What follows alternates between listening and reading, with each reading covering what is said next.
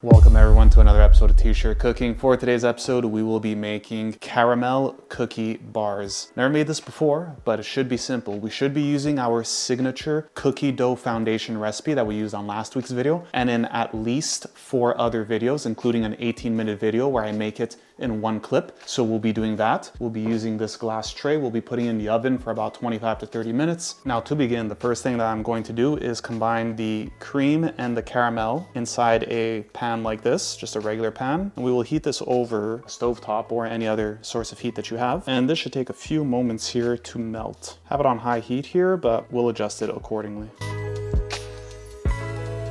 All right, now what I did was I just melted the cream and caramel. It took about 2 minutes. And then I just transferred it to a bowl like this, and I will now let this sit on the side. The reason we do that is because while this is now cooling off, we're going to be making the cookie dough. And at the same time, we're going to be preheating the oven. So then by the time the cookie dough is ready, we're gonna put it in here and we'll be able to combine everything and make the recipes. Now to make the cookie dough, we're going to fast forward through all of this. You already know the drill. You know exactly how we make this. You know exactly what to do. We're gonna get through it. Then after that, we'll come back when it's time to put everything together.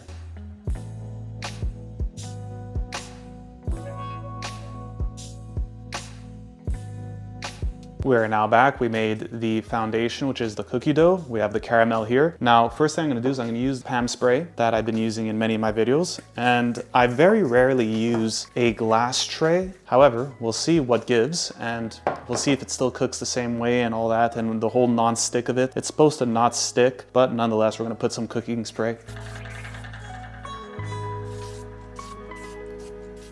All right, we put a lot of cooking spray and it's very foggy right now in the house. However, I just really wanted to make sure it doesn't stick. That's what we did. And keep in mind, before I go forward, I just want to mention the amount of cookie dough that I made is half the recipe that I usually make, because this is an 8x8 and I feel that we only needed half. Now we're gonna try this. Remember, it's my first time making this recipe as well. I'm thinking maybe 2/3 to make the foundation. We're gonna make it a bit of a bowl and then we'll pour the caramel in and we'll see how we get there. Yes, I'm using my hands, and no, I do not care. Some of you guys are eating cereal with 65 ingredients, none that you can pronounce. Using my hands is perfectly fine. Okay, we seem to have made a bowl, and that was easier than I thought. I used my fingers because I just didn't want to use another apparatus, and it adds the personal touch. You know, I mentioned this in another video about street vendors and how they're always using their hands and everybody loves street food. You know, maybe it's the same thing here in a kitchen. We'll see. It's not exactly what I said, but, you know, nonetheless. Now we're gonna pour the caramel in here.